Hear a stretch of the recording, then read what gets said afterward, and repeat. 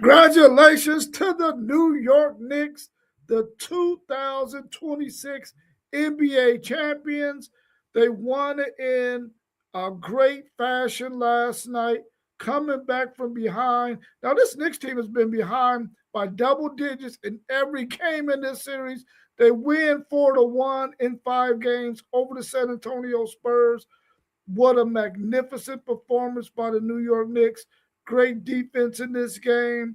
They was resilient and they came back once again from being down double figures to win on San Antonio's court, where San Antonio won absolutely no game.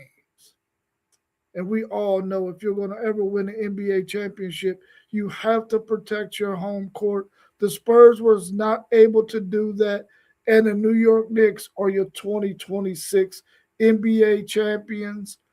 Great performance by the Knicks. It's been 53 years since the Knicks have won an NBA title, so kudos to them and what they did out there yesterday night to win the NBA championship. Going forward, I'm wondering what is going to happen with the Spurs team. Are they going to send some guys packing?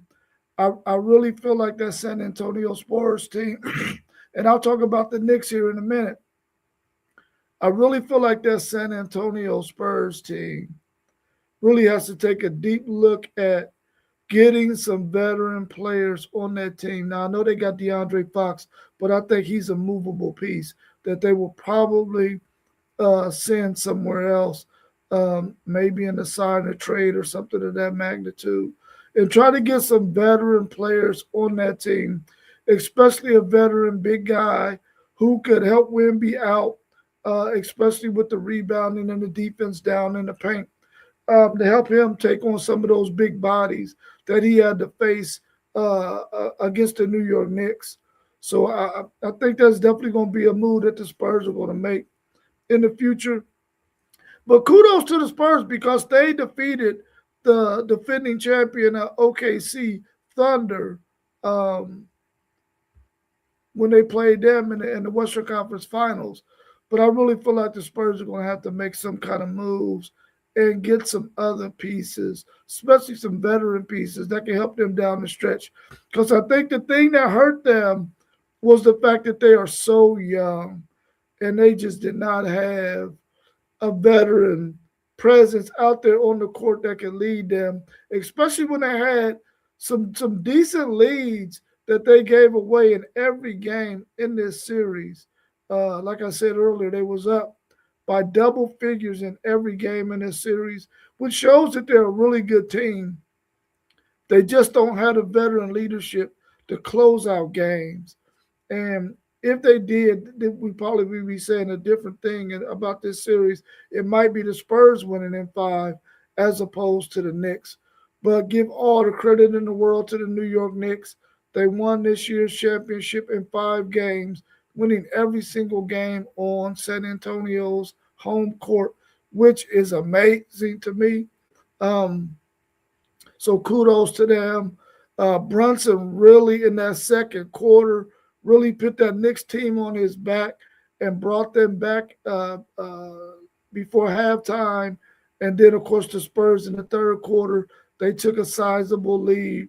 But New York doing what New York does, they understand that playing against the Spurs, they're never out of it. All they need to do is keep fighting and clawing, and they'll eventually get back in it. And they did just that. I really like this Knicks team. Do I think that they will make some changes in the offseason? Um, Probably so. I think there's going to be some guys who probably want to go and see if they can get some runs somewhere else. I don't know if any of their starting 5 would do that. I think all of those guys are going to come back. Hart definitely needs to work on his offensive game, at least to be able to knock down those open shots. He's a really good defender. He's a really scrappy guy who hustles a lot, but he got to get to the point where when teams start to on the offensive end, when the Knicks got the offensive end, he got to figure out a way to be somebody that the other team does not just lag off of. He's going to have to be able to knock down shots. And that's an easy thing for him to do. All you got to do is work on it in the off season and get up as many shots as you can, get a nice form, a nice rhythm, so that when teams do face your New York Knicks next year, you'll be able to show teams that you can knock down that 3-point shot. And I thought the Spurs probably in instances in this game was shooting way too many threes. A lot of times when you get that wide open three, I know you got to take it, but there are times when you need to step in a little bit and just get the two, or maybe you need to create a situation where once you get that guy coming out there charging to try to contain you on that three, that you can get around him and get a bucket and try to do that before the shot clock is nearly over.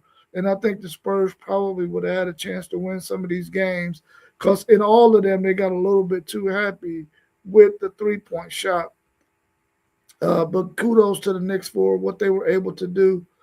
Um, I know there's some other questions out there in terms of what's going to happen next for some of these teams in the NBA. What's going to happen with Giannis? What's going to happen with LeBron James, with Kawhi Leonard, and some of those players? I really feel like those guys are going to take all the time that they need before they make a decision on what they're going to do. I really do feel like Kawhi Leonard will not be back with the Clippers next year. I think he's going to find a home somewhere else. Maybe he might end up at Golden State. We'll have to wait and see on that. But I don't think he's going to be at the Clippers next year. I can see the Golden State Warriors making a really serious push to get him. I can see them making a really serious push to get LeBron James too, if LeBron James is ready to leave LA. I don't think he's ready to leave California though. I really do believe that the way he has marketed himself, California is the place that he needs to be. Really, the Lakers is the place he needs to be, but I don't know if the Lakers are going to take any more time with LeBron James. Even though he still can get them the numbers that he's able to get them, it just defensively, he might just be a liability, especially when you got some other defensive liabilities on that team, especially when you get a healthy Luka back.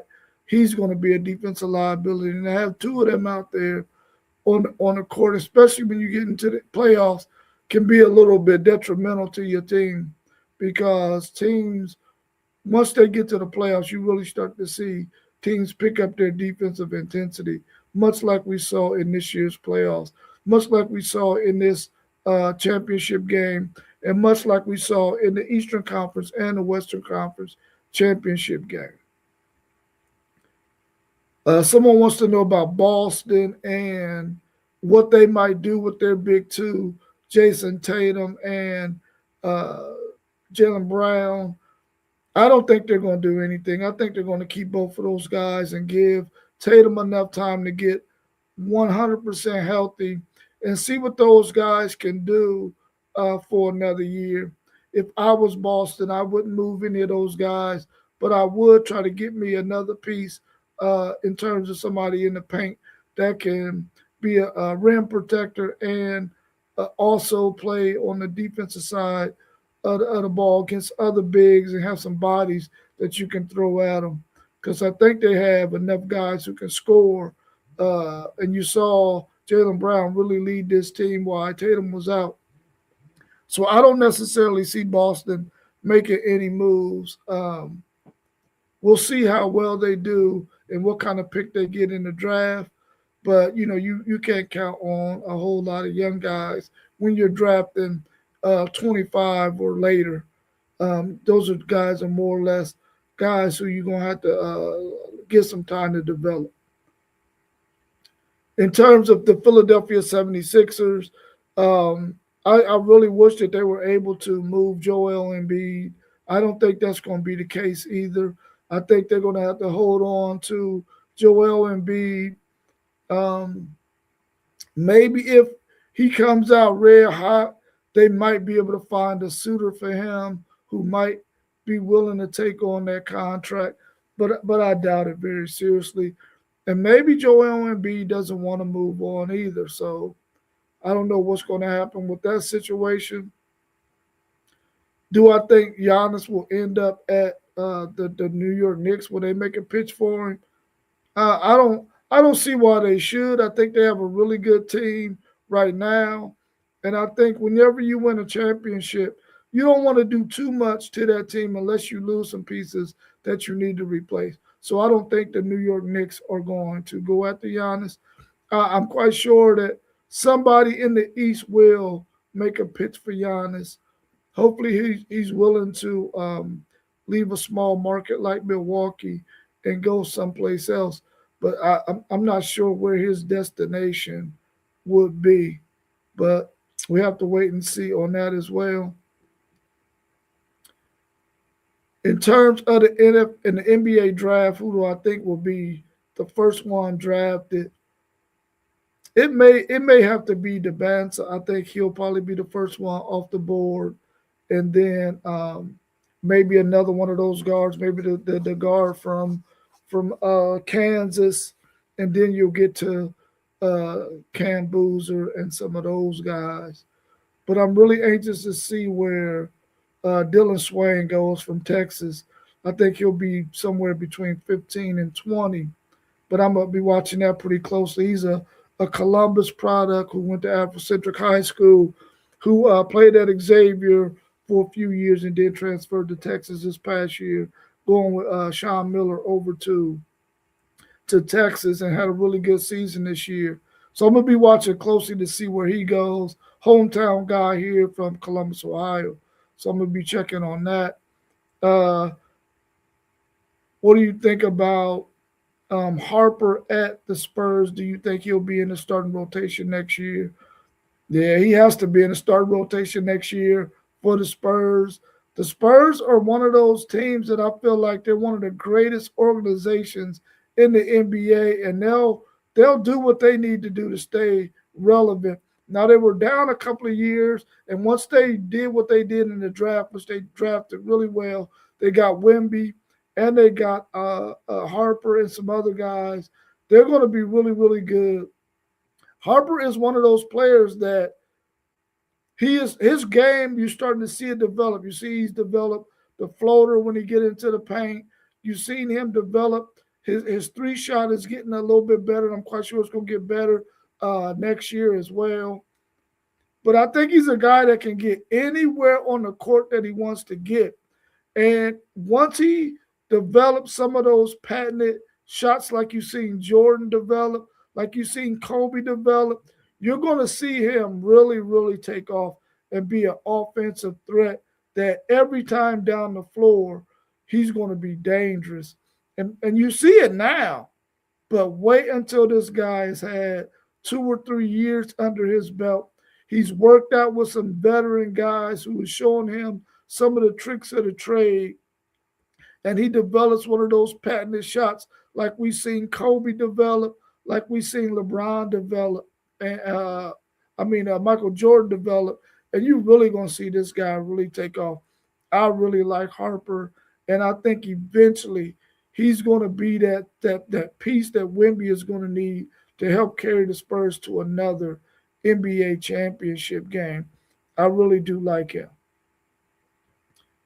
Do you think Wemby choked in this series? Man, I mean, Wemby made some mistakes in games, but remember, Wemby is only in what his second year, maybe third year in the NBA. He's still a young guy. He's only what 20, 22. So I mean, he's still a young player who is learning to play the game inside the United States. He's not playing the overseas game anymore. So his game is still going to have to evolve a little bit. Do I think he choked? No, I don't think he choked. I think whatever you got five guys on the court, he's not to the point where Kobe and them were. They weren't at this point either after 2 or 3 years in the league. So it's going to take him another year or two, and he's going to be way better than what we see right now. he to me, I still think he's probably the best player in the NBA in terms of everything that he could do, from the size he is and the shot blocking and the athleticism and stuff he has. He can bring the ball up the floor. He can do so many different things. I just think after time, he's going to develop some things, and he's just young, and he's with a really young team. If he had another veteran piece there with him, I think you wouldn't have seen Wimby make some of the mistakes that he made. But he probably felt like everything was on his shoulders, and he had to make everything click in order for them to win. But you go look at some of the other guys out there on the court, they were missing a lot of wide open shots. Champagny, uh, Vassell, Castle, those guys, although they played well, they weren't knocking down shots, and they expended a lot of energy, especially in that game five, defensively in that first half. Those guys were playing some really serious defense. They was holding the Knicks down, but eventually, you start to get gassed, and they sort of changed up their defensive strategy in the second quarter, and Brunson started to get hot. So I mean, I don't think Wimby choked. I just think he's just a young player, and that's what happens with young players. And sometimes you need those kind of things to happen with young players in order for them to develop and to get better. Because if you go back and you talk to any veteran basketball player who we consider to be one of the greatest of all times, they'll all be able to point to a moment in their NBA career, early in their NBA career, that helped them to turn the corner to get better. And that's all you hear former NBA players say, current NBA players who are veterans now. They'll tell you that it was a certain series or a certain team that really helped them to develop their game, to see that they really have some things to work on. So, and I think Wimby will get that as well. So I don't think he choked, but I mean, he did make some costly mistakes, but I don't think he choked. He's just a young player. What do you think about Kawhi Leonard, LeBron James, and Steph Curry being together? We talked a little bit about that, I think yesterday or maybe on Thursday. I mean, I know that thought is out there. I really don't see that happening. I know that LeBron James probably will want to stay in LA because he's building his brand for outside of his NBA career, and the best place to do that is out there in California. The best city is probably LA, unless he was in New York. Um, but I think he's probably going to stay at LA. I would like to see him go back to Cleveland and do a farewell tour, but that's just me talking. He could always go back to California and finish building his brand after basketball was over. But as far as Kawhi Leonard is concerned, I think they're really going to make a real strong push to get Kawhi Leonard, though, for sure. They would like to have LeBron, but I don't know if that's going to happen or not. Because for one, I don't know if LeBron James is going to take the kind of pay cut that it would take to probably get both of those guys there, along with Steph Curry. And are Golden State willing to part ways with some of the pieces that they already have, which they may be for those two guys, but I don't necessarily think that's going to happen. Do I think Chris Paul will come out of retirement and nah, I don't think so. I think Chris Paul has some other things that he wants to do in life. I think his basketball career is over, and I think he has some other things that he wants to do that he's going to be fantastic at because he's a really intelligent guy, and I think he's just going to go and start the next chapter of his life. I don't think he's going to come back. Can I see him coaching? No, oh, maybe. I don't think so. I think the things that I think he wants to do, I don't know if coaching is one of those things. But We never know. Maybe he will come back and coach someday or be one heck of a sports analyst. I could definitely see him there because he's a really intelligent basketball player. He knows the X's and O's, and so he could be a coach, but I see him more as a sports analyst as opposed to a coach. What do you think about Giannis possibly being going in the side and trade? I don't know. He might get a side and trade, but I really think that Giannis is one of those players who for one, I think he already said he want to stay in the East.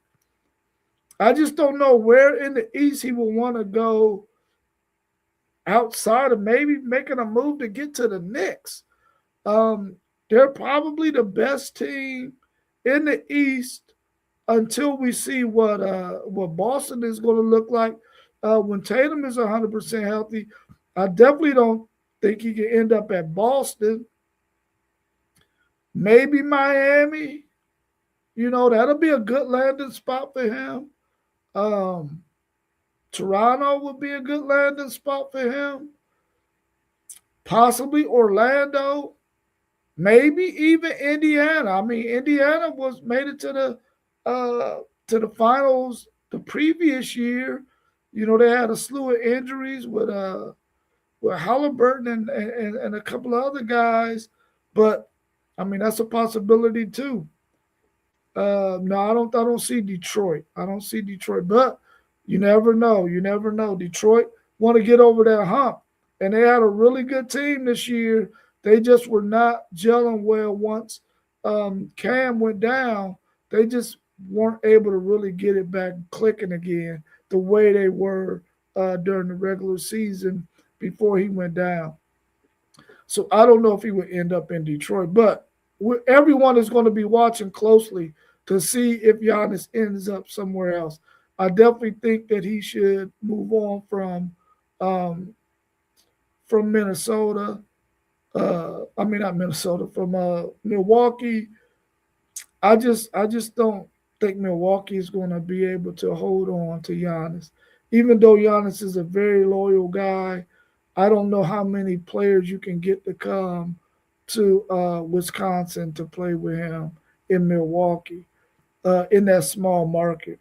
They just have it's just not feasible for some guys. They just don't think that they can make the kind of money that they could elsewhere. So I don't know if Milwaukee will be able to attract the kind of players that come there like they once were able to do with Dame Lillard when they was on that championship run with Giannis in Milwaukee. So I think it's time for him to part ways, and Milwaukee can go ahead and rebuild once he takes off. Let me see if we got anything else out there. Is this NBA related? Nope, nothing else out there. What do I think about the World Cup being in the United States? I mean, I think that is unbelievable. I kind of wish I was in position, like I said yesterday, to be able to go to the World Cup, or if I was paying attention to it close enough, I probably could have went. But of course, that's not the case. But I like the fact that it's here. I hope that it doesn't take another 30 years for it to come back. We all know that it's every 4 years. So I don't know. It might be quite a while before it comes back. But I'm one of those people who, in certain situations, might be a little bit, might be a little bit greedy and selfish. That I would like to see the Olympics in the United States, maybe for every 4 times it is presented. I think one of those times it should be in the United States of America for some reason. I'm just being a little greedy. So every 16 years, when you got those Olympics or you got the World Cup, I think 1 out of 4 should always be in the United States of America. Just being greedy, but I would like to see that happen someday in the future. I'm quite sure they can negotiate that, but you know, just being greedy, I wish that they were in the states once every 4 times that it comes up. in those 4-year periods. What do I think about college football and the possible 24 team playoff? I think it's going to be inevitable at this point. I really do believe that once you got three of the conferences feeling like that's the direction they want to go, I think that's going to happen. It's going to probably kill uh, conference championship games, which I'm okay with that being the case. I'm not that high on conference championship games. At least I won't be as high on them if Texas can win the SEC championship this year. Once Texas wins the SEC championship, then I want it to go away. But until then, I want them to have that on their resume. Just being selfish again. But I don't mind it going away. It's becoming a game that at one point in time, conference championship games were phenomenal. You loved seeing who was going to be the conference champion. Players loved it, coaches loved it. I think now that you got this college football playoff, um, it's becoming a little bit less meaningful. So I can see uh, everybody thinking to themselves, listen, the championship of all championships, which is the national championship in college sports, college football, you would rather win that than have a conference championship, even though you want to have that on your resume too, especially if you can win both of them that year. But I think with 24 teams, it'll go away. Um, but I do like an idea that where if you're going to have 24 teams and the first 8 teams are going to have buys, then I'm okay with those. The higher seeded teams out of those last 9 through 24, the higher seeded teams who have the home games, I like the idea of those being bowl games as well. That whatever bowl game might be affiliated with that game, they come into that city where that the home team is at, and you have all your bowl game festivities there. Even though the ticket sales might be lopsided, you're not worried about that. You're just worried about a sold out stadium and money to be made. And I think that bowl games, especially some of the bowl games that are lesser named bowl games, if they're able to still stay in existence by playing in this 2014 playoff, I think they can make more money for one. Because if you look at last year's rankings and the teams who were 9 through 24, you would get some really good games because you would have Michigan hosting a home game. You already know that stadium's going to be sold out. You would have had Texas hosting a home game, USC, BYU, Notre Dame. All of those teams would have been hosting a home game. And if you attach a bowl to it, that would have been unbelievable. That bowl would have really been able to make a lot of money. You would have been able to come in and celebrate those two teams. You would have been able to celebrate those players, those coaches. I think that would be a phenomenal idea because we don't want bowl season to go away. And I think that's a way that bowl season can really become really, really solidified again because you're matching up two teams in a playoff that they're trying to win. They're not gonna. They might be a slightly outmatched, but it's still going to be a really good game. And we all know that if you have one of those down games, you could get beat. Because we know in the regular season, even though teams are playing at home, if a really good football team come in there and plays hard and plays gritty, and you don't play up to par, there's a chance that you can get beat. And I think that's a really good way to keep the bowl games a lot more relevant than what we see them now. Even though we watch these bowl games and how they got them paired up with the however you fall in your ranking with the ACC and the Big 12, those matchups, or how you ranked in the SEC and the Big 10, those matchups, how they match up those already. based on the whole bowl schedule, I think that if you went to 24 teams, which I think eventually they're going to go to that, because it seems like the only conference that's holding that up is the SEC. But eventually, they're probably going to uh, uh, give in as well.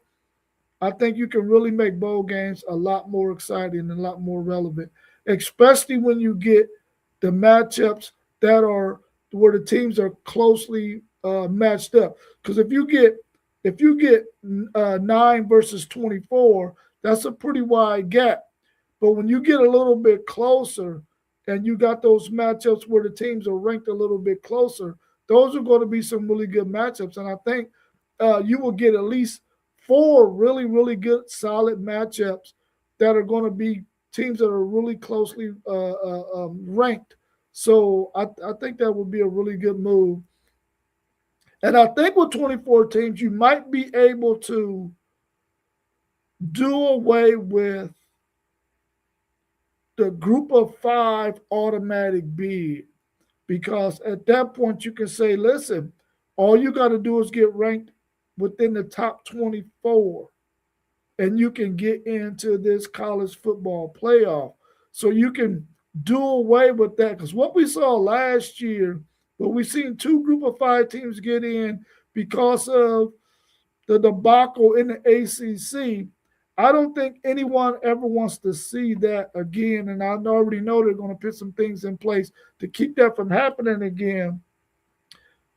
But with 24 teams, you can possibly get two group of five teams who can get in there, because I feel like you can get two group of five teams that can get inside the top 24 and be two of the top 24 teams that the committee will think should be in this college football playoffs. So it might be better for them that it goes to 24, because it can almost guarantee that you can get two teams from the group of five, as opposed to staying at 12 or 16 where you're probably only going to get that one automatic bid unless something happens like what happened in the ACC this year, which I don't think that's ever going to happen again. They're probably going to do away with that.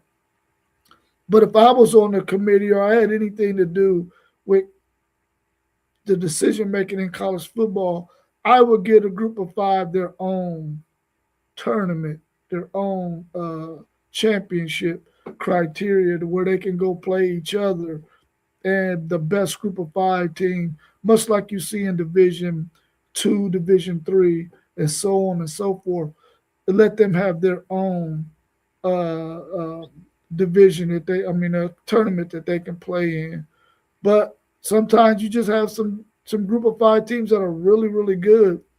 And like in the case of that Boise State team, who when they made it to the college football playoffs with Genty, they weren't good enough to play with those teams that they were playing. They're going to eventually play against, but they played Oregon really well that year, and Oregon was undefeated at the end of the regular season, and was the Big Ten champion that year. Um, so I think there's going to be certain situations where those teams are going to be good enough to get in the college football playoffs, but I would like to see them have their own. What do you think is going to be the final outcome for Brendan? So right now, I mean, he's just going to serve that 2 game suspension, I guess, and get to play the rest of the season. What's more interesting to me is I want to see what is the backlash going to be from all of this when it relates to, okay, this guy admitted that he gambled, but he's still allowed to go to another court to get reinstated. It's really going to come down to what we hear a lot of these coaches and a lot of these conferences saying.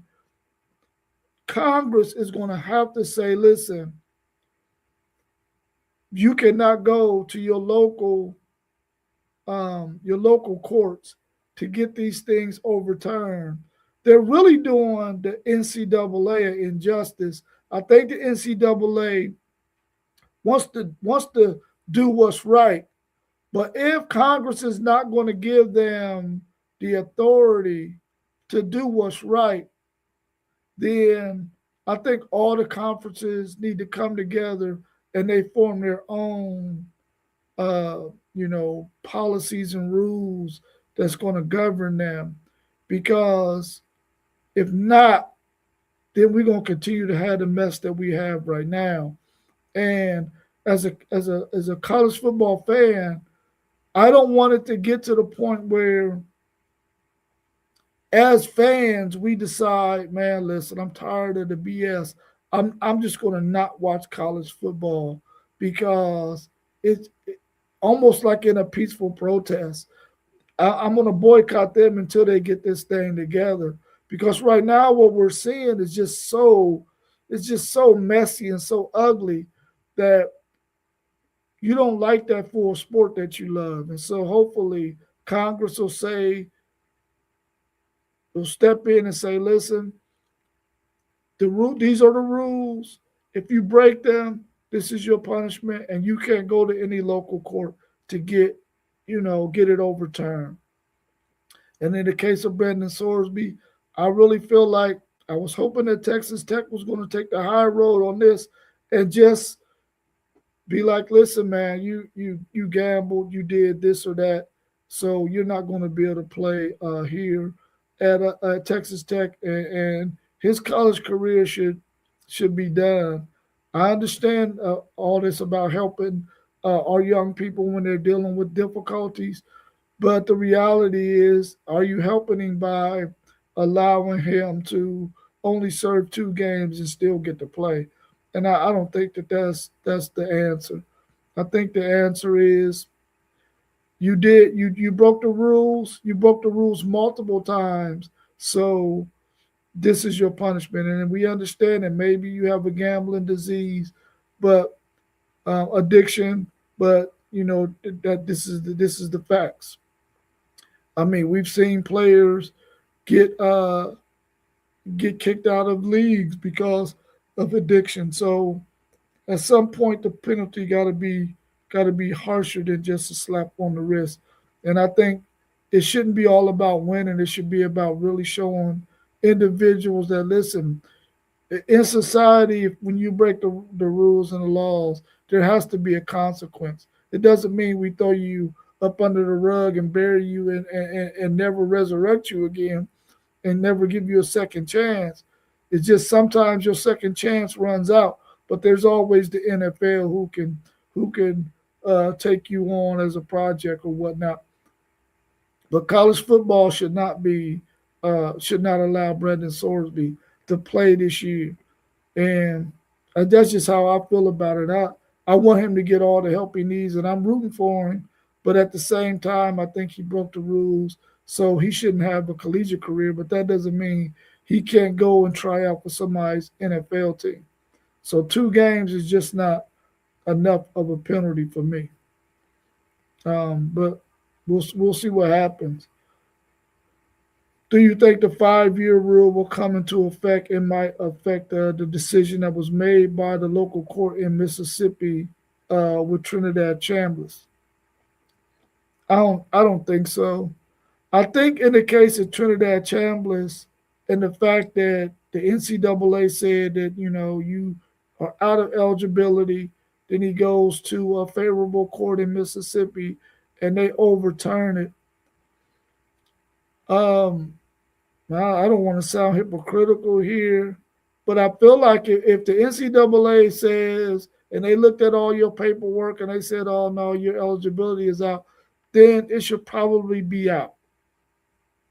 The only reason why I would be okay with Trinidad Chambers playing is because he's really only played, what, maybe 8, 10 games at the Power Four level. He came from a lower tier division, and now he's up in the highest level, which is the Power Four. I'm okay with him playing because it's not like he's extremely old. So I'm okay with that. because I don't know all the circumstances behind his eligibility and the fact that maybe he came from a JUCO or whatnot. So I'm okay with that because I really want to see Trinidad Chambers get a chance to perform in the SEC again this year. But if the NCAA says, "Hey, man, your eligibility is out," then I side with the NCAA on this eligibility being done. But I do really want to see him play again at Ole Miss, a team that Texas plays this year at home.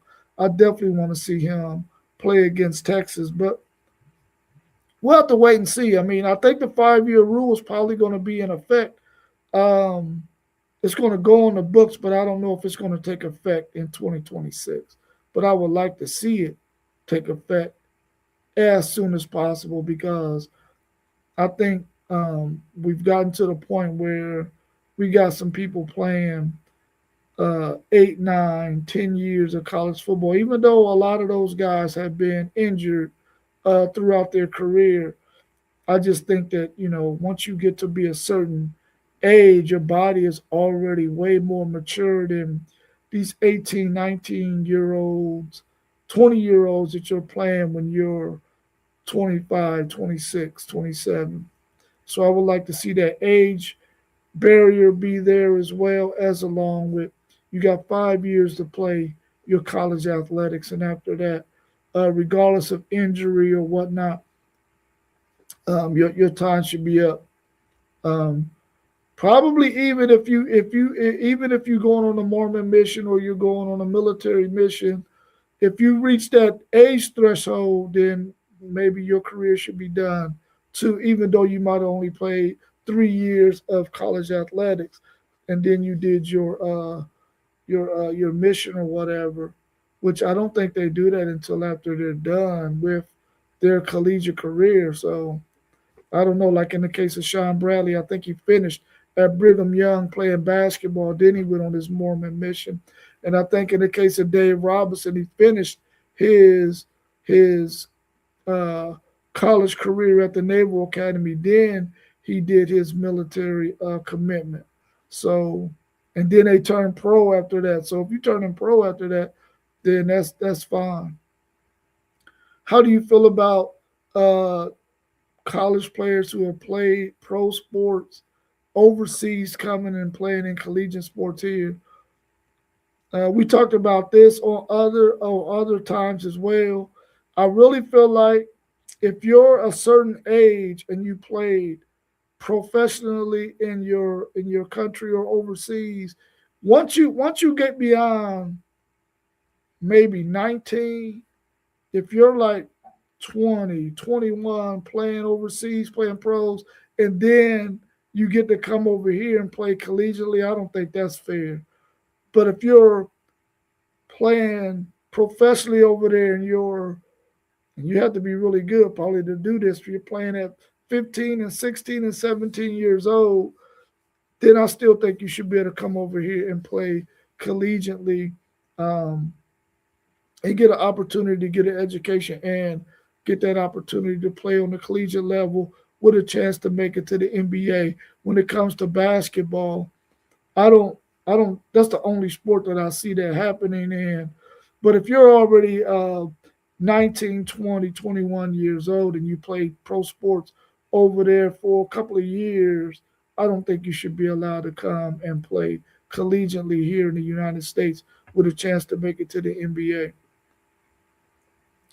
What do you think about the NFL trying to form some leagues overseas to increase the game of football? I think it's a really good idea. I think that to me, I feel like sports has always been the entertainment engine that really allows people to get away from all the hustle and stress and stuff of life. Many of us, we go to work and we work 40, 50, 60 hours a week at our job, and we need an outlet, especially those of us who got 40, 50, 60-hour work weeks. And then we have children that we are raising as well. We have a spouse, and we're doing all of those things that we have to do to provide for our family. When the weekend comes, if we have the weekend off, and there's cases where people don't have the weekend off like that, where sports is being played, I really believe that sports is that vehicle that allows us to really sit back and just enjoy some really good entertainment to where we can sort of get away from all of the hustle bustle of life. So if they're going to form a league overseas, or at least have some developmental stuff overseas, like we see with the G League and in the NFL, and we see baseball leagues overseas, we see basketball leagues overseas that allow them to get to the NFL. I mean the NBA and Major League Baseball. I would definitely like to see that for the NFL when it comes to football. And there's a lot of players that we're starting to see now that are coming to the United States. Their families are coming, and their children are in their teens and they're in high school, and they're starting to pick up on the game of football. But if we can introduce it to them earlier while they're still in their country, then when they get here, they might be a little bit better developed if that's a path that they want to go on. Because I think a lot of times, those of us who really think on a higher level when it comes to academics and sports, we really want our children to be as bright and as knowledgeable as possible. And sometimes playing a sport allows them to get a higher education. But at the same time, now we're starting to see that it's a way for families to start to build some type of generational wealth. And I think anytime you could increase your range in your sport, you should do that. So kudos to the NFL if they're able to pull that off and get some kind of league over in another country or overseas, somewhere that can help to develop some players and possibly get their families an opportunity to come to the states, get a much more I ain't gonna say a better education because I don't know what everybody's educational system is like in other countries. Um, but be able to come and get the experience that you would need to have to be successful in your sports career and in your educational career. So I'm all for that. Let me see if we got anything else out there. We talked about that the battle between Watson and Shador Sanders. So if you go watch our video from I think Thursday, you'll be able to catch that. But I think that they're going to start Watson because he has the big contract. So I think they're going to put him on the field. Eventually, if he doesn't play so well, Sanders will probably play the second half of the season, though, in my opinion. All right, well, that's all I have. I appreciate everybody for tuning in and sitting here with me today as we talk about the Knicks. Congratulations to them and their victory over the Spurs 4-1 and winning that NBA title after a 53-year layoff from winning the title. Congratulations to the New York Knicks. Thanks everybody for tuning in. Make sure you check out all of those channels scrolling across the bottom, and please hit the like button, subscribe to those channels, and continue to support us so we can continue to bring you content. You know, a lot of our schedules are starting to get a little bit busier during the summer, but we definitely want to be able to bring you content as often as possible.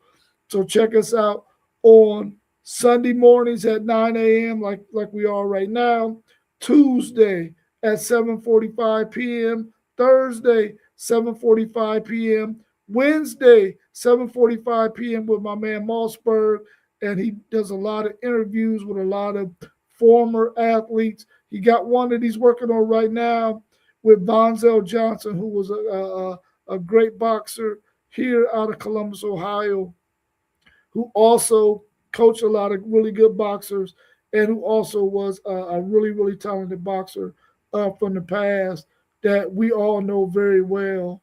So hopefully he'll have that all planned out soon so we can get Vonzel on. A really, really good guy. And also we have show on Saturday mornings at 10 a.m. Once college football season start, that time might change. But right now it'll be 10 a.m. So thank you all for tuning in. We appreciate you.